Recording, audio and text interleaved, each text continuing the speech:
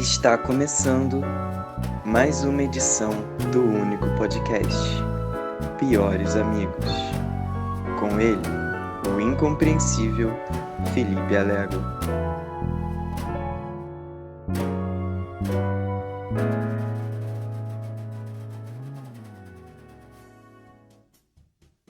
Muitíssimo bom dia, está começando agora e voltando o único podcast que existe, Piores Amigos. É a volta dos que não foram, né? Pro desespero de muitos e a alegria de muito poucos. Talvez nenhum. Porque tudo que é excelente tem um hiato. E tudo que é um hiato tem um fim, que é o fim do fim. Então é um novo começo, tô me dando uma nova chance. E como eu tô dando uma nova chance pra mim mesmo, eu resolvi também dar uma chance nova para as pessoas que já mandaram perguntas. Então eu vou eu vou ouvir perguntas de pessoas que já mandaram perguntas e não satisfeitas com as suas perguntas, resolveram mandar outra pergunta. Sem mais delongas, eu quero dar o pontapé desse novo recomeço, né? Com a pergunta da minha pior amiga Fernanda Bruno. Vamos ouvir. Oi, Alégua. Você acredita em ET? Eu acho que se você acredita em ET, tem vários níveis de acreditar em ET, que é tipo, sim, mas eu acho que eles são bactérias toscas que vivem há milhões de anos-luz daqui. Sim, existe uma civilização, mas a gente nunca teve contato, eles vivem há anos-luz daqui. Sim, eu acredito em OVNIs. Sim, eles estão, infiltrados no nosso governo. Sim, eles construíram a pirâmide. Qual o seu nível? Muito bem. Então, eu acho que para começar a responder essa pergunta, é importante a gente definir o que é um ET.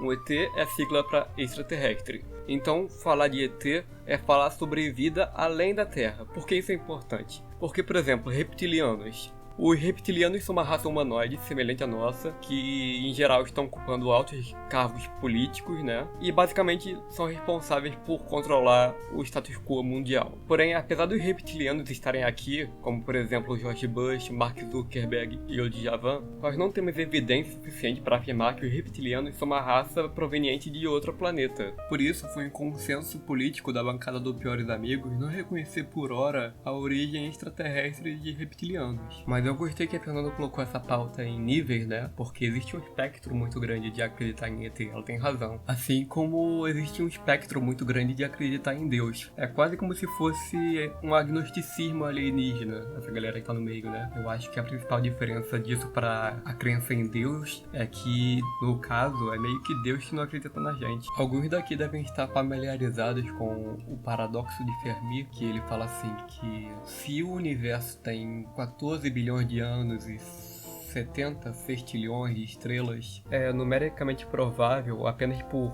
acaso, que exista outras formas de vida. Partindo do mesmo princípio, é também numericamente provável, apenas ao acaso, que exista uma forma de vida inteligente. E você pode ir levando esse princípio adiante quanto você quiser, né?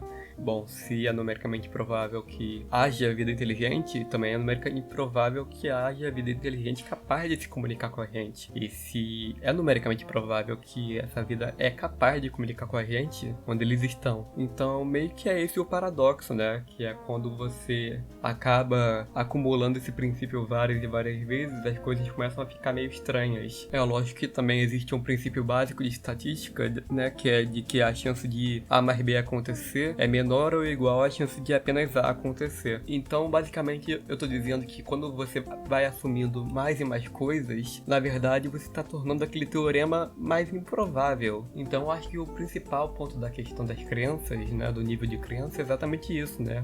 É basicamente você perguntar quantas coisas são muitas coisas. Onde você traça a linha, né? Quantas vezes você acha que você pode aplicar esse princípio. E por mais que seja mais divertido você tomar esse princípio várias e várias vezes, né? Porque as teorias ficam mais engraçadas, ficam mais legais, é mais da hora de acreditar. É muito comum da natureza humana que a gente tende a subtrair as afirmações de modo que nossas histórias fiquem mais críveis, né? Ou mais convenientes, dependendo do seu ponto de vista. Eu eu acho que a galera mais nova, que nasceu depois de 2000, né, não vai se lembrar, mas um tempo atrás, quando o cristianismo começou a se popularizar, no século 3 e 4, o Império realizou uma série de concílios para decidir o que seria cânone ou não na Bíblia. A história nos diz que provavelmente alguns livros inteiros foram removidos, e a gente só descobriu muito tempo depois. E eu acho que esse refinamento, esses aparos que fizeram, podem ter gerado consequências muito boas na obra como um todo, falando da Bíblia, né? Poderia ter removido algumas inconsistências narrativas, mas especialmente eu acho que quando você vai retirando mais informação e mais absurdismos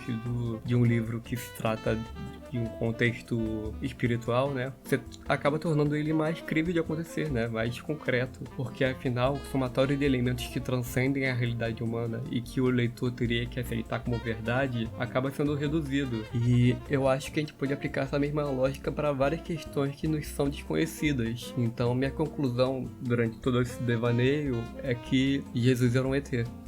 É isso, Fernando. Um beijo. Espero ter respondido a sua pergunta. Vou partir então para uma repergunta, que é uma pergunta da Minela. Enfim, pergunta da Minela. Bora ouvir. Oi, então, essa pergunta tem um formato um pouco diferente das perguntas que você costuma responder no seu programa, mas visto que você gosta, ou pelo menos assiste filmes, eu queria saber qual é o seu top 3 piores diretores de cinema e por quê. Nossa, que satisfação é receber uma pergunta que me força a falar mal dos outros. E é meu esporte favorito, né? Falar mal. Puta que pariu.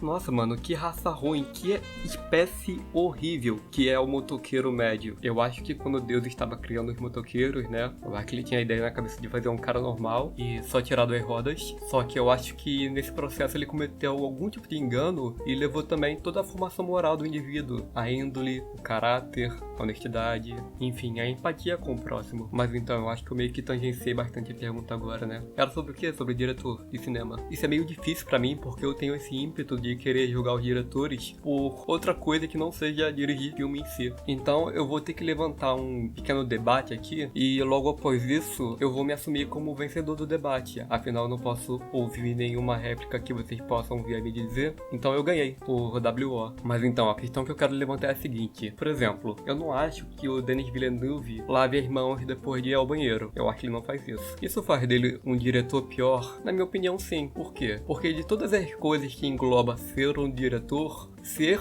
um humano é uma delas. E se você é um humano ruim, em alguma instância você também tá sendo um diretor ruim. E de onde eu tirei que ele não lava as mãos? Cara, de nenhum lugar. Mas ela me perguntou pela minha opinião pessoal. E na minha opinião pessoal, o Denis Villeneuve é uma pessoa extremamente anti-higiênica. Porque, olha só, cinema é arte. E arte é subjetivo. Eu acho ele assim. E em segundo e primeiro lugar, eu vou colocar o David Fincher empatado consigo mesmo. Porque os filmes dele são uma merda. É isso, Minela. Espero ter respondido essa pergunta.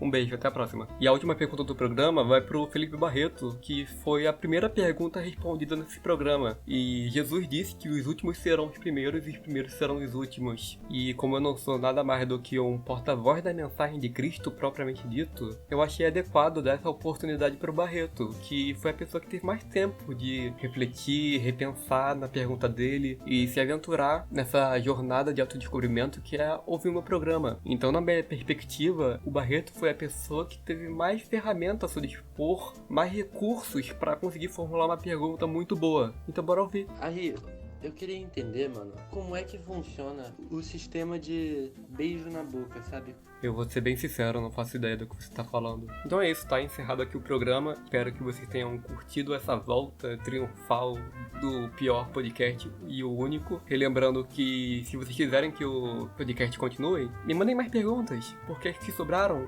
foram muito, muito ruins, sabe? Não dá. Então, tô precisando. Então é isso, gente. Um beijo. Até quando eu quiser. Tchau! Galo de Minas.